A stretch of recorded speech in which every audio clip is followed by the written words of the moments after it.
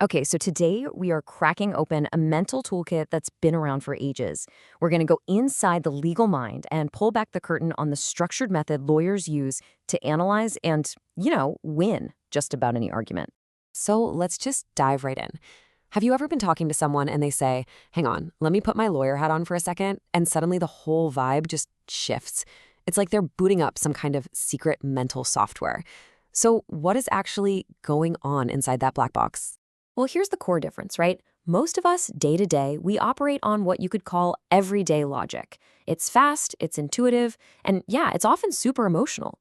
We focus on what feels right, which, let's be honest, can be easily swayed by our biases. But legal logic, it's a completely different animal.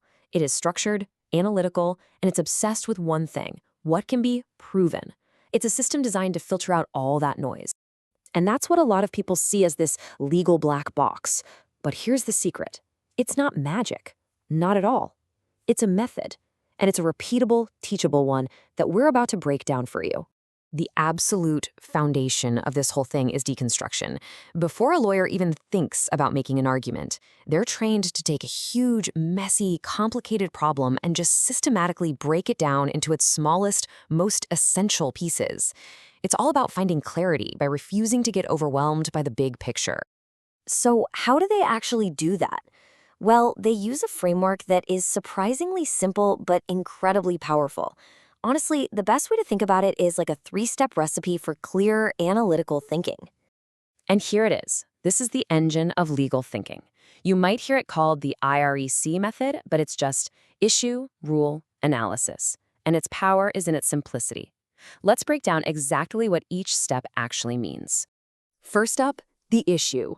Now, this is maybe the most critical step of all. It's not just about identifying the general problem. It's about framing the precise legal question. So you don't ask, is my neighbor a total jerk? You ask, does my neighbor's band practice at 11 p.m. on a Tuesday violate Section 4, subsection B of the local noise ordinance? See? Specificity is absolutely everything. Okay, so once you have that perfectly framed question, your next job is to find the rule. This is the objective standard that applies to the issue. It could be a federal law, a company policy, or even just the rules of a board game. It's the established principle that everyone has sort of agreed to play by. And finally, we have analysis. This is where the real magic happens. You take that abstract rule and you meticulously apply it to the specific facts of your issue. The analysis is basically the logical bridge that connects the rule to the facts to build your conclusion. Now, theory is one thing, but let's actually see how this framework operates in the real world. We're going to run a simple, totally relatable case through our little 3-step machine right now. Here's our situation, and I'm sure this is frustratingly familiar to some of you. You bought a new laptop. It was great for a few weeks, but this morning, nothing. It's a brick. Your first reaction is probably just, anger.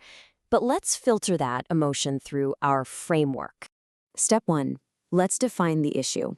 We have to get past "this is so unfair" and land on a precise, answerable question. And that question is the store legally obligated to give me a refund for this broken laptop? That's our issue. Step 2, what's the rule? In this case, we don't need a law library. The governing rule is probably printed right there on your receipt or on the store's website. It's their own policy, a 30-day money-back guarantee. That is our objective standard.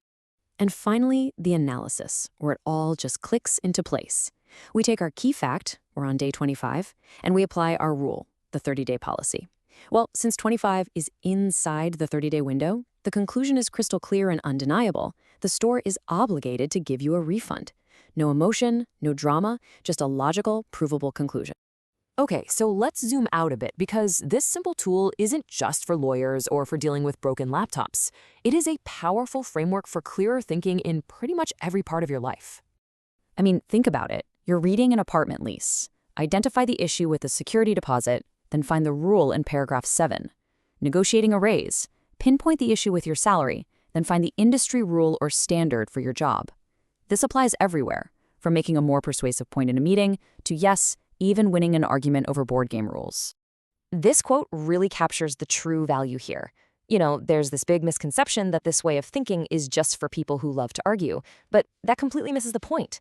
The power here isn't about being argumentative, it's about being effective. It works because it forces you to be objective, clear, and logical. At the end of the day, that's what this framework really gives you: issue, rule, analysis. It's a system.